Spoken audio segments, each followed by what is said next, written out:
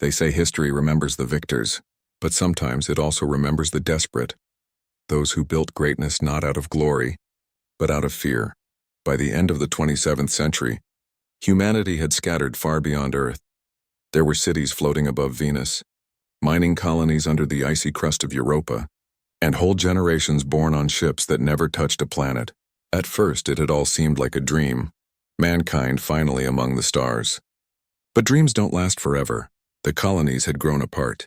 Each world had its own laws, its own leaders, and its own troubles. Trade routes became battle zones. Pirates raided supply convoys. Some colonies stopped answering transmissions altogether. Humanity's proud Galactic Federation, once a symbol of unity, had collapsed under the weight of greed, distance, and distrust. For years, chaos ruled the void. People spoke of the silent centuries, a time when planets turned against each other and the old Earth government was nothing more than a memory. Billions suffered. Entire colonies were lost to famine or war. The only ones who thrived were the arms dealers and warlords who sold safety to the highest bidder.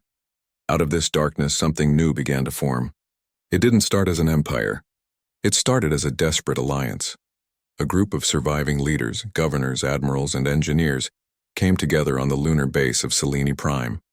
They called themselves the Terran Council. Their message was simple. Humanity needed order, or it would die out among the stars. The Council promised protection. They promised unity. They promised to rebuild the dream of humanity. Stronger this time, unbreakable. To many they were saviors. To others they were tyrants waiting to happen. Within 20 years the Terran Council became the Terran Dominion, a single government controlling most of the human worlds. The Dominion brought back structure. They restored trade, rebuilt lost colonies, and established strict rules. But with that order came control. Every ship's movement was tracked, every colony was taxed, and rebellion was crushed before it could even begin. Still, for ordinary people, life was better than chaos. Children could sleep without hearing gunfire in orbit. Farmers could grow crops without fear of raiders. For the first time in generations, humanity felt safe again. But behind that safety was a secret. The Dominion's leaders feared something they didn't speak of publicly. They had intercepted signals. Strange organized patterns coming from beyond the Orion Rim. At first they thought it was just space noise, but the signals continued, repeating every few hours, each time stronger, each time closer. Then one day, an exploration vessel vanished without a trace while investigating the source. The only thing left was a short distress message. They found us. No one ever confirmed who they were. Some believed it was another intelligent species. Others thought it was an unknown human faction. But whatever it was, it terrified the Dominion leadership. They realized something. If humanity was ever going to survive the dangers of deep space, alien or human, they needed something more powerful than fleets and promises. They needed a protector, a symbol of power so great that no one would dare challenge it. That was when the idea for the Hurricane Project was born. It began as a classified program under the Dominion's Defense Bureau. Only a handful of engineers, scientists, and admirals knew about it. The official budget files listed it as orbital resource optimization. In truth, it was the start of the most ambitious military construction in human history, a ship so massive it could decide the fate of entire worlds. The plan was simple in concept but impossible in scale. To build a battleship that could outgun entire fleets, withstand planetary bombardment, and operate anywhere in the galaxy without resupply, a ship that would make every enemy think twice before firing a single shot. For most people, it sounded like a myth. No one believed such a thing could even exist. But in the quiet orbit of Jupiter's moon Ganymede, in vast hidden shipyards buried under magnetic storms, the Dominion began building the impossible. They called it Project Hurricane. The construction took decades. It consumed materials from 100 worlds, titanium from Mars, energy cores from Neptune's mining stations, and rare isotopes harvested from black hole orbits. Entire industries were built just to support it. Workers lived and died on the construction decks, never once seeing the finished hull they were helping to create. The ship's design changed constantly. The early blueprints looked like floating cities, but later revisions became sleek, brutal, and efficient, a fortress in motion. Engineers often said it wasn't a ship anymore. It was a world that could move. To most of the galaxy, it didn't exist. Even within the Dominion, rumors were forbidden. Anyone who spoke of the Hurricane Project disappeared quietly. Still, stories spread in whispers. Some said it was a doomsday weapon. Others said it was a myth to keep the colonies obedient. Only a few knew the truth, that the Terran Dominion was preparing for a war no one had yet declared. While the Dominion built its Titan, ordinary people carried on with their lives. Miners, farmers, traders, dreamers. But even they could feel it. Something was changing.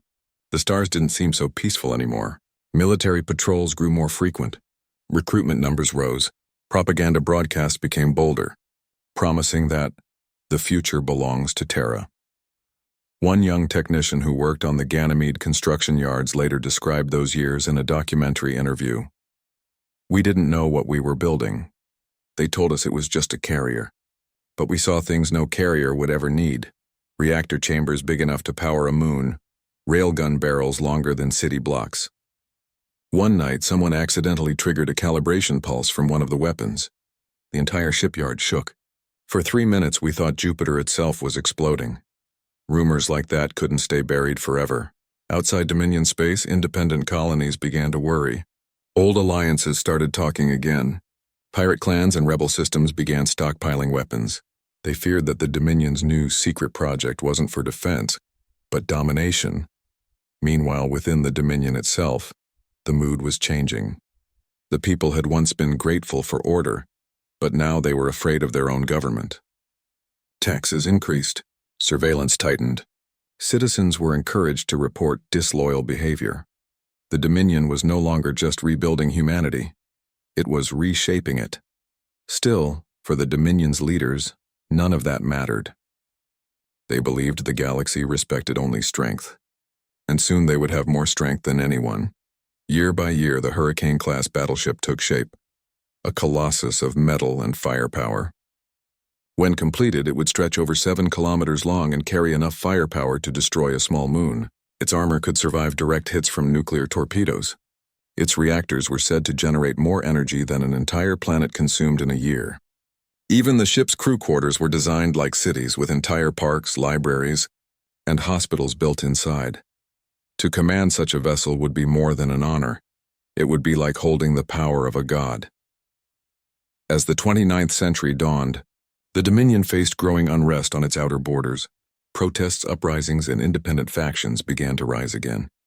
But none of them realized that soon everything would change. The Dominion was almost ready to reveal its greatest creation, the ship that would silence every voice of rebellion with a single display of power. In the cold orbit of Ganymede, surrounded by storms of magnetic light, the last piece of the Hurricane's hull was finally sealed. The engineers stood in silence as the lights flickered across its surface, a vast metallic horizon stretching endlessly above them. It was no longer a secret project. It was a legend about to awaken. Across the galaxy, people didn't yet know it, but their history was about to be rewritten. Because once the Terran Hurricane-class battleship was unleashed, nothing in the galaxy would ever be the same again. When the world first heard the words Hurricane-class battleship, no one really understood what it meant. It sounded like something out of legend, too impossible to exist. But deep in the shadow of Jupiter, the impossible was already awake. For 19 long years, engineers, builders, and scientists worked without sunlight or rest. Some were born inside the construction yards and never stepped on a planet their entire lives. Every nut, every bolt, every plate of metal meant something. They weren't just building a machine, they were building a symbol of fear, of control, of survival. When the first power test began, the ship's massive reactors came alive like thunder rolling through space. The air trembled in the shipyards.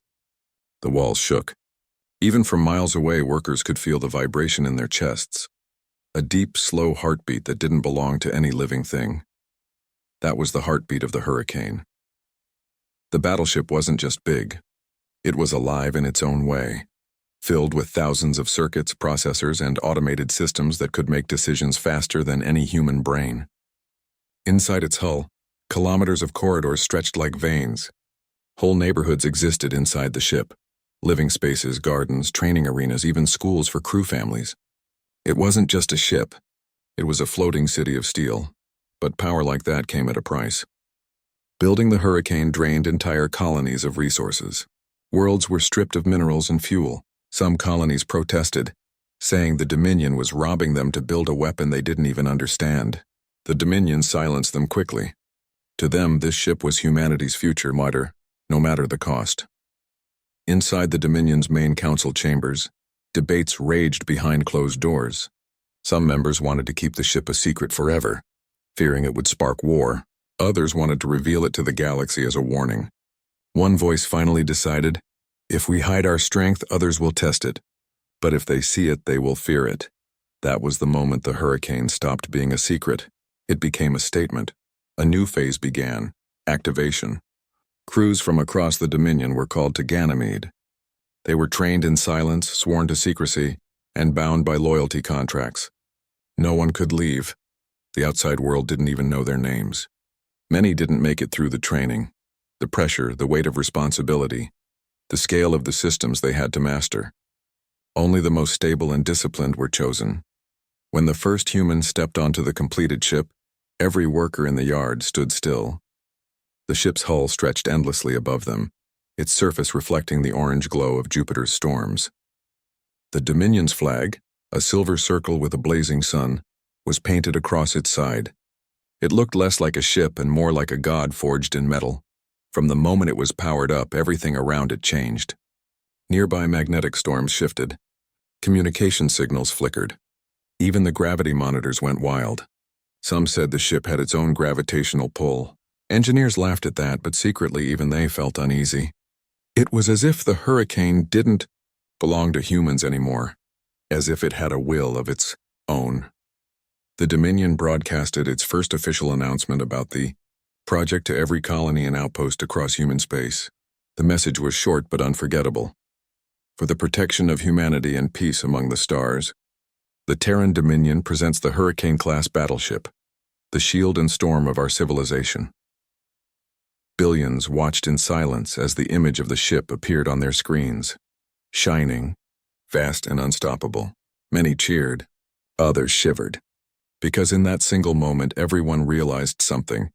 Humanity had created a weapon that could end wars, or start them. In the outer colonies, fear spread quickly. Small governments began forming secret alliances, worried that the Dominion would use this new power to force them back under control. Whispers of rebellion grew again. The Free Systems Alliance, a group of independent planets, held secret meetings debating whether to strike before the Hurricane could be used against them. But it was already too late. The Dominion had finished what it started. Meanwhile, life aboard the Hurricane slowly began to take shape. Thousands of crew members trained day and night, learning to operate the ship's massive engines, reactors, and weapon systems. The interior was so large that people used small transport pods to travel between sections. Artificial sunlight lit up the halls. Hydro farms grew food inside pressurized domes. It was designed to survive for years without ever docking at a station. One crew member, an older engineer, described it years later in a historical interview. When you walked inside the Hurricane, it didn't feel like being on a ship. It felt like standing inside a planet made of steel. You'd hear the hum of the reactors under your feet and think, this thing could outlive all of us. The Dominion's propaganda made the ship sound like a miracle of peace. They called it a guardian of humanity, a symbol of safety.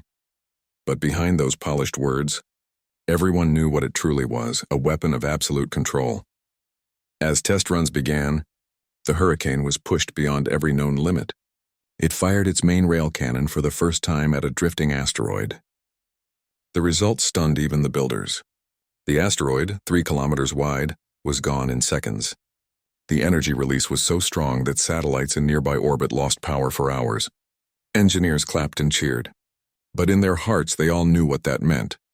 If the Dominion ever used the Hurricane in battle, no fleet in existence could stand against it.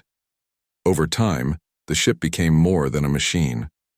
It became a legend whispered across every starport and colony bar. Pilots told stories of seeing its shadow cross moons. Miners claimed their radio signals failed when it passed nearby. Some called it a planet killer. Others simply called it the Storm.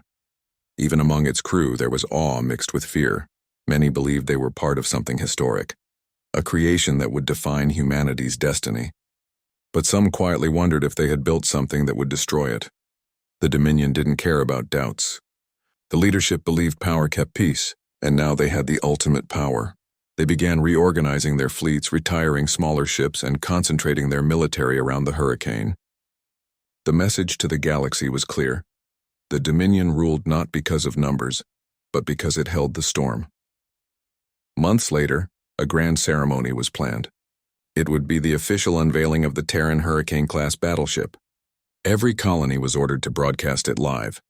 The event took place in high orbit above Mars, where the ship would make its first public appearance. Massive viewing stations were built for citizens and diplomats.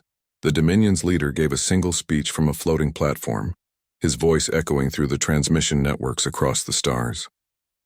For centuries, humanity has been divided, weak, scattered, afraid.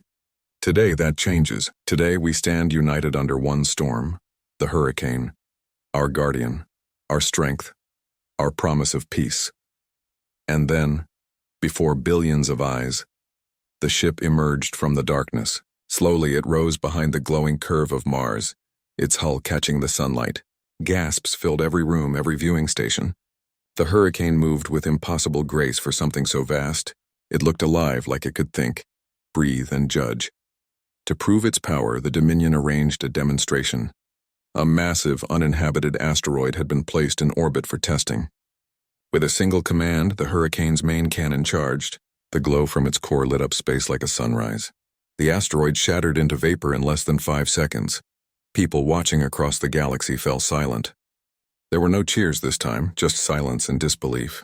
Some called it the greatest achievement in human history. Others called it the beginning of the end. Far away in the outer systems, rebellion leaders watched the broadcast with dread. One of them whispered, "This isn't a guardian. It's a warning." They were right. The day the Hurricane was unveiled, everything changed. Diplomats began retreating into secrecy. Armies started rebuilding fleets. The balance of power that had held the galaxy in uneasy peace was broken. And for the first time, the galaxy truly trembled. Because they all knew, one spark, one misunderstanding, and the Terran Dominion storm would be unleashed. After the grand unveiling, the entire galaxy couldn't stop talking about one thing: the Hurricane. Every news network, every trading channel, every colony rumor somehow led back to that single ship. It had become more than just a battleship. It was a symbol of human power and also a shadow hanging over every world. At first, things were calm. The Dominion declared that the Hurricane would never be used for aggression. It was meant, they said, to protect peace. But peace built on fear never lasts long. For months, the ship remained in orbit around Mars, undergoing final system checks and quiet test runs. Most of the crew had settled into their roles. The ship had everything they needed: oxygen gardens, recreation decks, even artificial sunsets projected on the walls to keep morale up. Life inside the Hurricane almost felt normal, like a city drifting through the stars. Yet everyone could sense the tension. Every time an alarm sounded for a drill, hearts raced a little faster. Every time a distant star blinked oddly on the radar, whispers started spreading through the crew quarters. Something was building, and deep down, everyone knew it. That moment came sooner than anyone expected. It started in the outer edges of Dominion territory, a cluster of colonies near the Orion Spur. These worlds were rich in resources, but they had always been restless. They didn't like Dominion control, and when the Hurricane was unveiled, they saw it as proof that freedom would soon be gone forever. One by one, they stopped paying taxes. They blocked Dominion patrols. Then finally, one of their fleets attacked a Dominion supply station. The incident was small. No major losses, no civilians harmed. But the message was clear. The outer colonies had rebelled. Normally, this kind of uprising would have been handled by local defense fleets. But the Dominion Council saw it differently.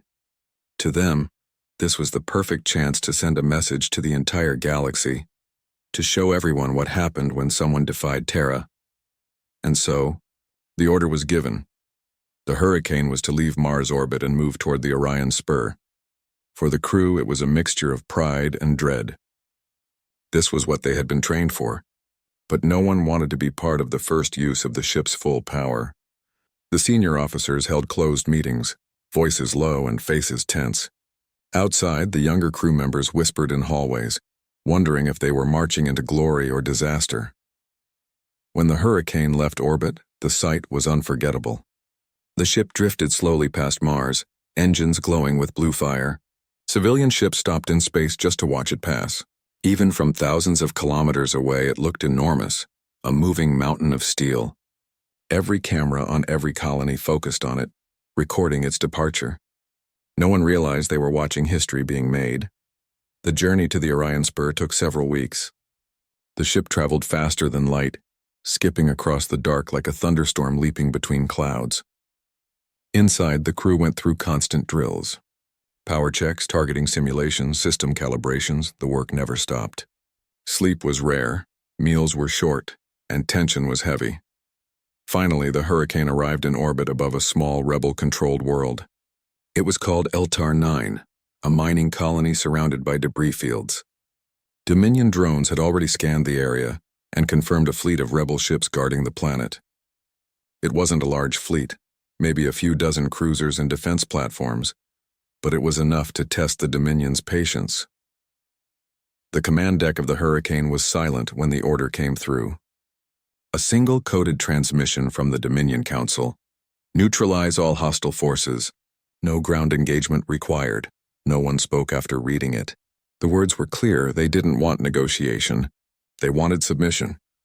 The Hurricane's weapon systems came online one by one. Giant coils lit up across its hull, glowing white-blue. Inside, operators monitored energy levels climbing higher and higher.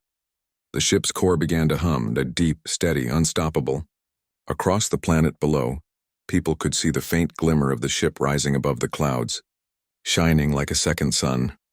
The rebel ships tried to form a defensive line, broadcasting peace offers, pleas for negotiation.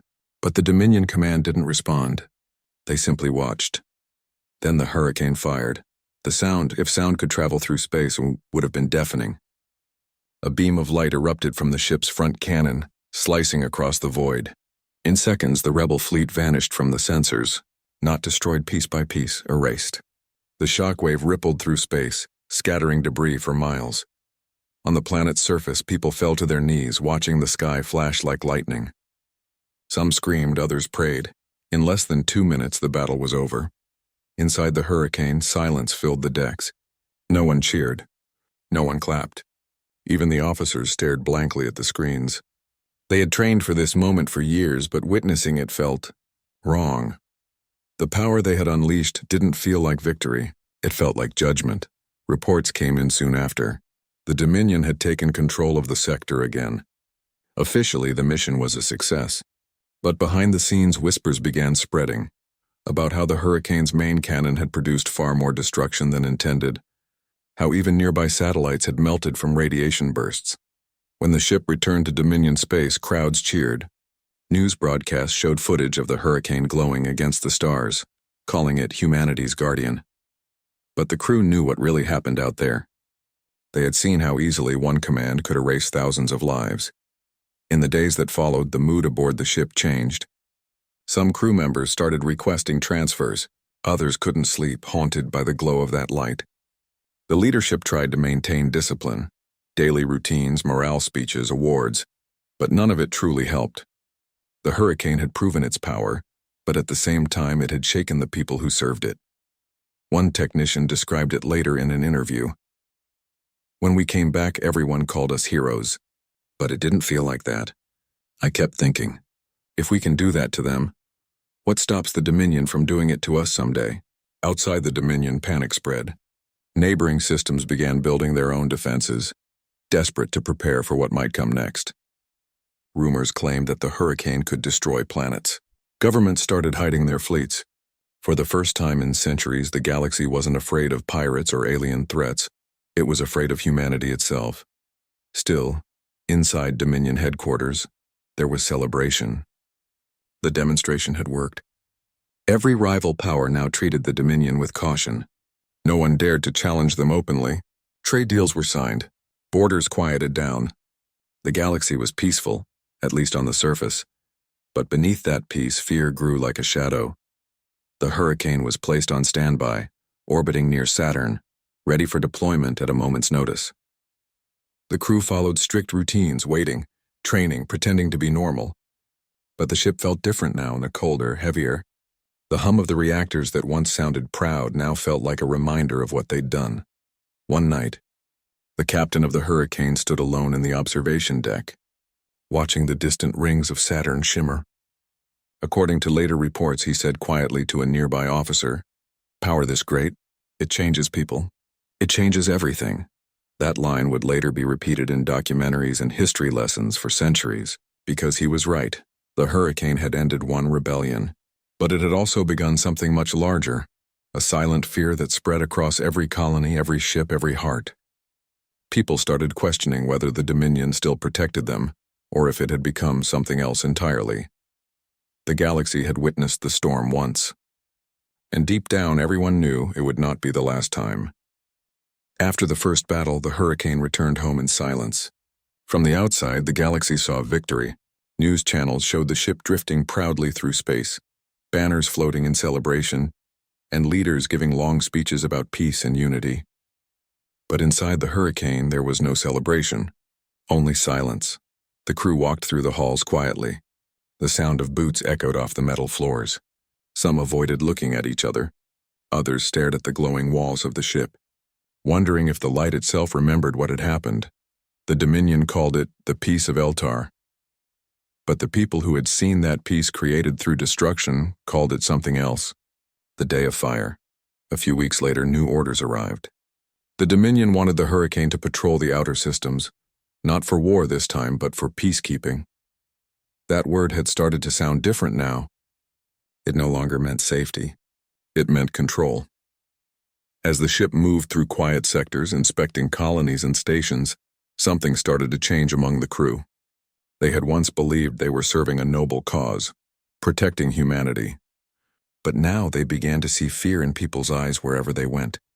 Whenever the Hurricane entered orbit, planets shut down their communications. Ships fled. Colonies sent messages of cooperation before anyone even asked. The mere presence of the ship made entire worlds tremble. Some crew members tried to ignore it. They told themselves they were keeping peace, preventing war. But deep down, most of them knew the Hurricane had become something else. It was no longer just a weapon. It was a reminder of what power could do when no one could stop it. Inside the command deck, a quiet unease began to grow. Officers questioned the constant patrols, the endless surveillance missions, and the secrecy surrounding every order. Sometimes they were told to observe settlements that had already surrendered. Other times they were ordered to monitor fleets that weren't even hostile. It didn't make sense. The Dominion wasn't fighting enemies anymore. It was watching its own people. Over time, small problems started appearing on the ship. The energy core would flicker for a few seconds. Artificial gravity would fluctuate in some corridors. The maintenance teams worked around the clock, but they could never fully explain why. It was as if the ship itself was growing tired, or maybe the people running it were. Somewhere deep inside the Hurricane, near the main engine levels, the lower deck workers began talking. They whispered that the ship didn't like what it was being used for. They said the Hurricane had a heart, that it could sense the guilt of its crew.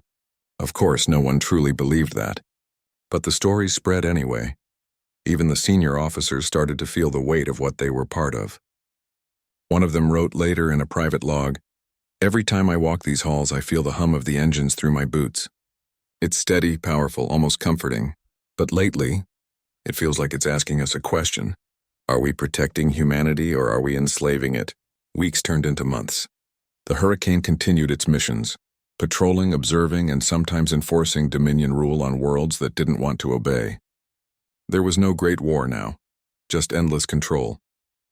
But one day, a message arrived that changed everything. It came from a mining colony near the edge of known space. Their communication was short and broken, filled with static. They claimed that something had destroyed one of their outposts, something not human. At first, the Dominion believed it was just rebels trying to cause panic. But when they sent a small scout fleet to investigate, that fleet never came back. The Dominion ordered the Hurricane to go. For the crew, this felt different. This wasn't another act of control. This was a real unknown. They felt purpose again, a chance to protect humanity from something else, something outside themselves. But when they arrived at the coordinates, the truth wasn't what they expected. There were no aliens, no mysterious attackers, only wreckage and ships torn apart, but not from outside force. From within. The scanners showed energy signatures identical to the Hurricane's own weapons. That could only mean one thing. The attack came from another Terran ship. But no such ship existed. Or at least, none was supposed to. Confusion spread through the command deck. How could there be another battleship like the Hurricane? No record existed of one. When they sent a report back to Dominion Command, the reply was brief. Information classified. Return immediately. Do not investigate further. That message said more than words ever could. The crew understood. The Dominion had built more Hurricanes secretly. The realization hit everyone differently. Some felt betrayed. Others felt afraid. It meant they weren't special. They were just one piece of a growing weapon system. And if the Dominion had more of these ships, what would stop them from using one against anyone who disobeyed? Even their own. Tension on board reached its peak. Officers started arguing behind closed doors. Lower-ranking crew members began sending secret messages to their families, warning them to leave Dominion space. The unity that had once defined the Hurricane's crew was gone. Then came the order that broke them completely. The Dominion had discovered a small colony that refused to join their alliance. The colony had no army, no weapons, just a group of settlers who wanted independence. The Dominion labeled them uncooperative and ordered the Hurricane to make an example. But this time the crew hesitated. No one wanted to repeat what happened at Eltar. On the command deck, the tension was unbearable. The officers argued in low voices, the lights flickering as the ship orbited the peaceful planet below. Some suggested a show of force, fly over the colony and leave. Others wanted to refuse the order entirely. For the first time, disobedience was openly discussed aboard the Hurricane when the Dominion transmitted the final order, proceed with orbital strike. The ship's senior officers stood frozen. No one wanted to say the words that would make it happen. Finally, one of them spoke softly. We were built to protect humanity, not to destroy it. The silence that followed felt endless. In the end, they made a decision. They didn't fire.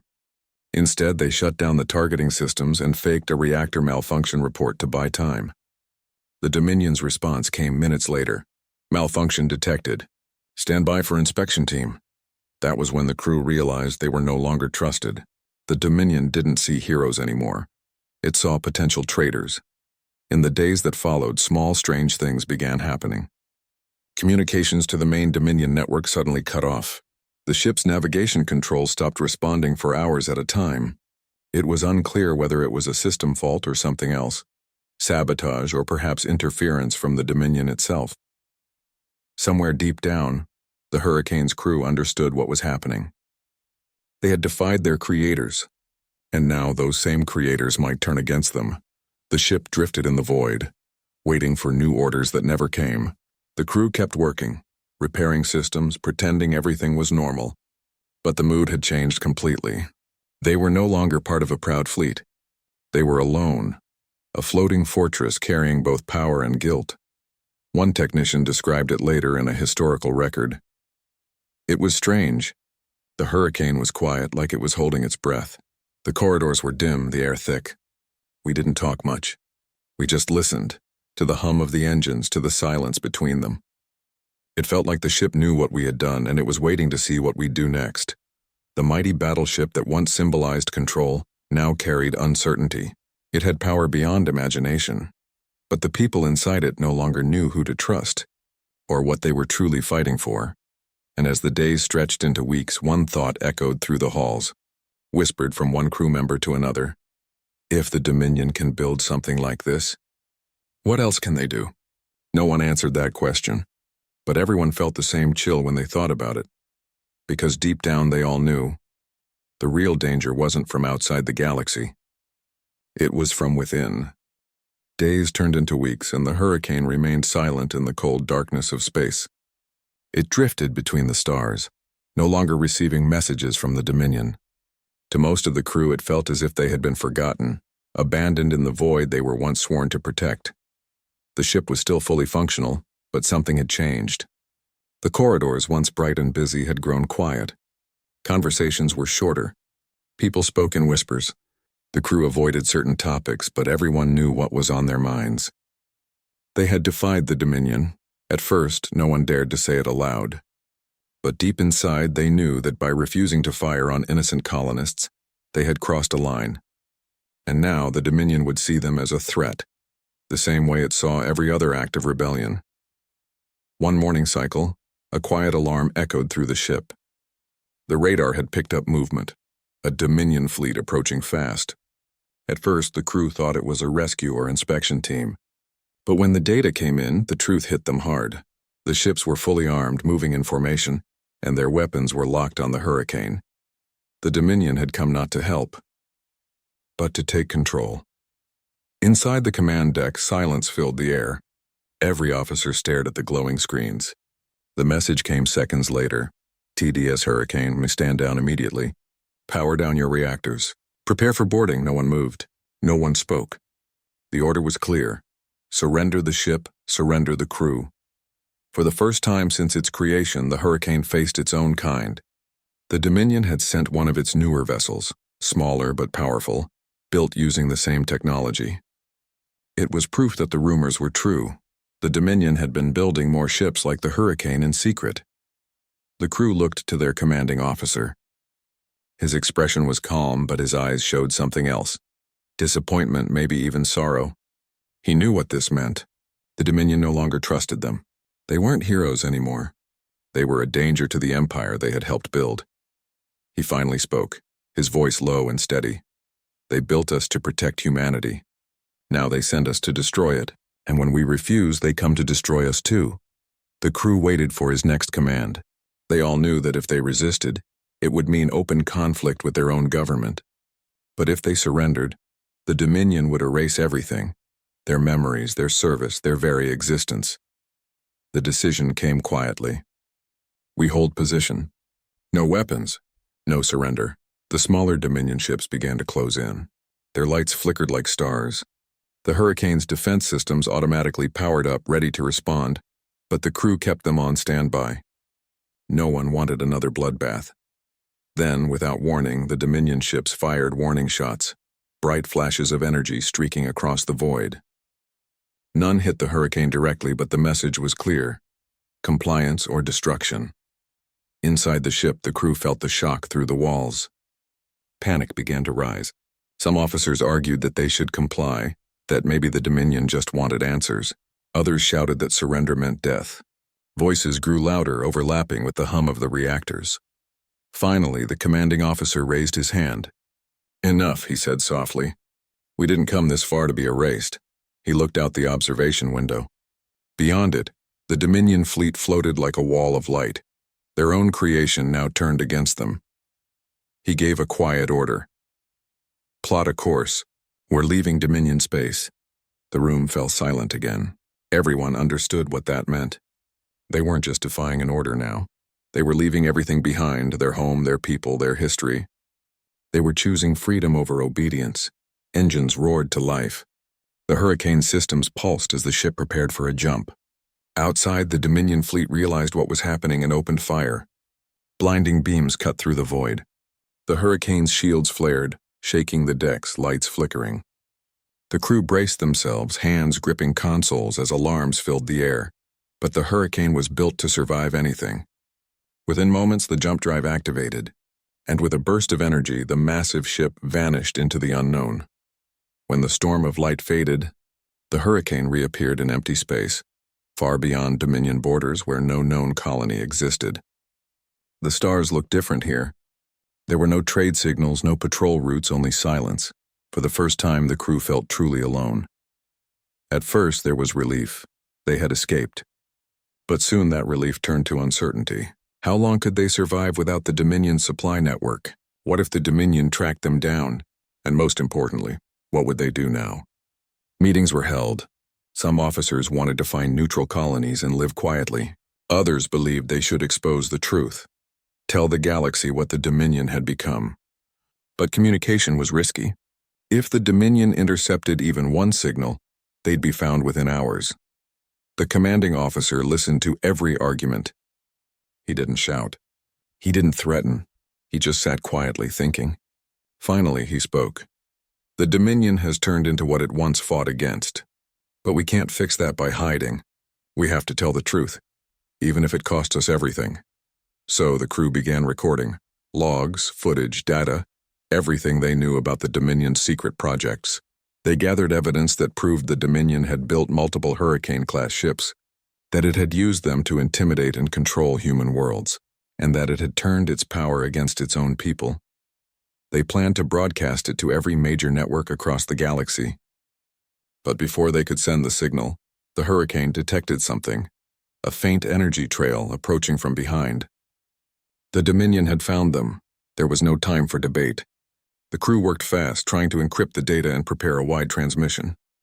The commanding officer gave one final order. Send the truth, even if we don't make it. The Dominion fleet emerged from the dark, their ships glowing like silent predators. But this time the Hurricane didn't run. The crew powered the reactors, shields, and weapons, not to attack, but to defend. They had no wish to destroy, only to survive long enough for the truth to reach someone, anyone. As the battle began, the Hurricane shook under the impact of energy blasts. Sparks flew through corridors, alarms blared, and yet the crew stayed at their posts. Everyone worked together. Engineers, pilots, technicians. Not for glory, but for one simple reason. They wanted the galaxy to know what was real. The ship's communication system overloaded, but the signal went out. A short, fragmented message broadcast across the stars. The Dominion is lying. They built more. They control through fear. The truth must survive, and then silence. The Hurricane systems began to fail. Power flickered. Life support struggled. The last thing anyone saw on the main screen was the faint glow of the Dominion fleet pulling back. Not because they couldn't finish the job, but because they didn't need to.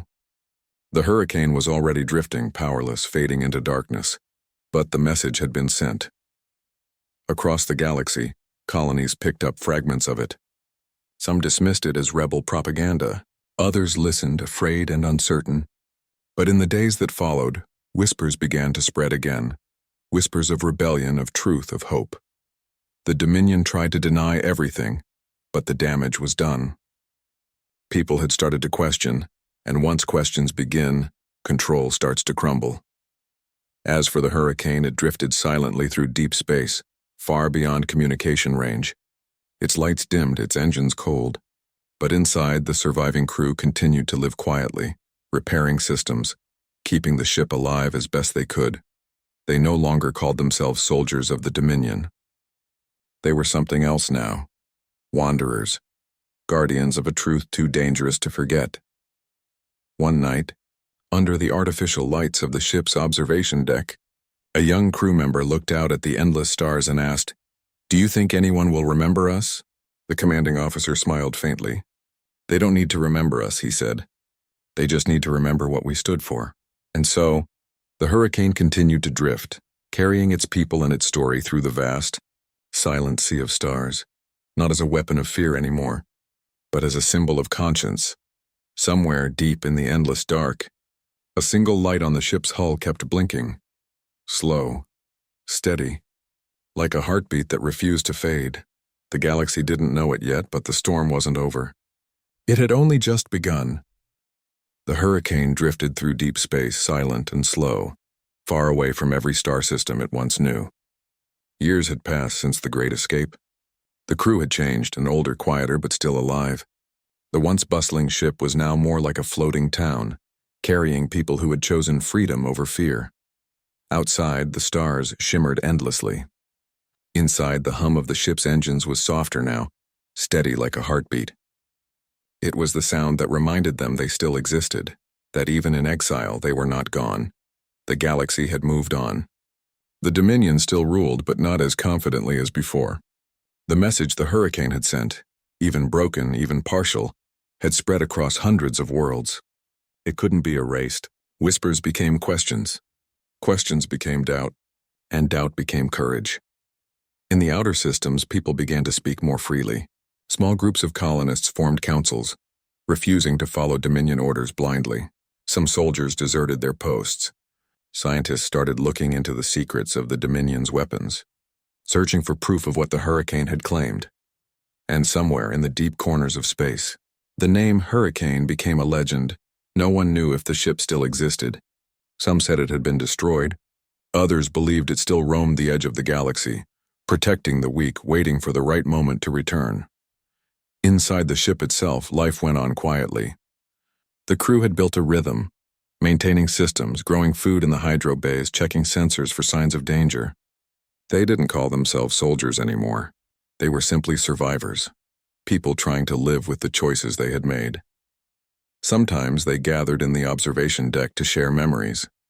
They spoke of home, the worlds they left behind, the families they never saw again, the cities that once glowed beneath starlit skies. But they also spoke of hope, that one day, the truth they had fought for would finally reach everyone. The commanding officer often stood by the main window during these moments, silent, watching the endless darkness. The crew still respected him deeply, not because of rank, but because he never gave up.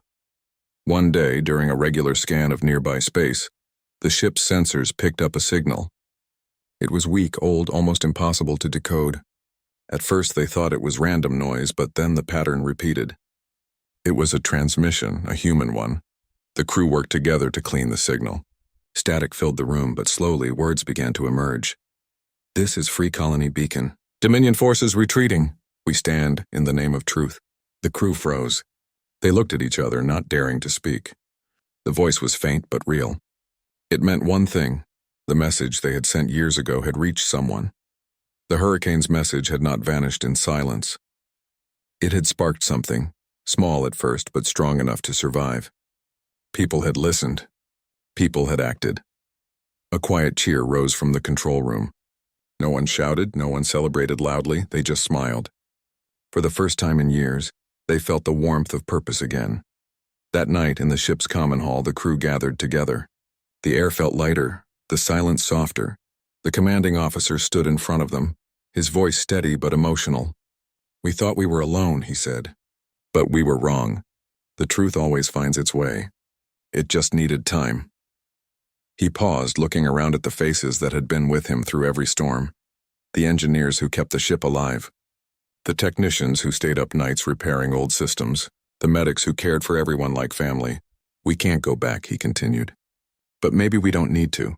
Maybe our duty now is to make sure this truth never dies." That became their new mission. The Hurricane wasn't just a battleship anymore. It was a vessel of memory, a keeper of truth. The crew began organizing all the data they had collected, recordings, logs, transmissions, even personal diaries. They created a legacy archive, a record that told the entire story, from the day the Hurricane was launched, to the battles, to the betrayal, to their final message. Their goal was simple. If the ship was ever destroyed, the archive would survive. They built small pods, each one containing a copy of the archive. These pods were tiny, self-powered, and designed to drift forever through space, carrying the Hurricane's story to whoever found it. When the first pod was launched, the crew gathered silently by the viewing window. They watched as it floated away, glowing softly against the blackness, becoming smaller and smaller until it disappeared. It was a simple moment, but it meant everything. More pods followed. Dozens, then hundreds. Each one carried a piece of truth, a piece of history, and a piece of the people who had lived it. As months passed, the crew grew older. Some passed away quietly, surrounded by friends. Their names were added to the ship's memorial wall, a long panel of light near the main deck, where each name glowed softly in the dim blue light. The wall had become the heart of the ship, reminding everyone of why they kept going. One quiet cycle, the commanding officer himself began to feel weak. Years of stress and isolation had taken their toll. He spent his final days in the observation deck, the same place where he had made his hardest decisions. He didn't speak much anymore. He just watched the stars. Before he passed, he left a final note in the ship's log. "We began as soldiers, but we became witnesses. If anyone finds this ship, remember, power without conscience destroys everything. But truth, even whispered in darkness, can light up 1,000 worlds." After his death, the remaining crew held a small ceremony. There were no grand speeches, no music, just quiet respect. They placed his name on the memorial wall right at the center, Time kept moving. Decades went by. The hurricane continued to drift, but the galaxy did not forget. The small free colonies that had once sent faint signals grew stronger. The Dominion began to crumble from within, not through war, but through truth. The archives released by the hurricane had spread far and wide. Historians, scientists, and leaders pieced them together over the years. The story became part of every classroom, every library, every cultural record. Children learned about the hurricane not as a weapon, but as a lesson, one that power must always answer to humanity, and that courage can live even in silence. Centuries later, explorers rediscovered the hurricane itself. It was still floating at the edge of known space, its hull covered in dust and starlight, its systems long asleep. They found the memorial wall glowing faintly, still powered by a small surviving reactor. When the explorers walked through its empty corridors, they could almost hear faint echoes, the footsteps of those who had once lived there, the voices of people who refused to give up what was right.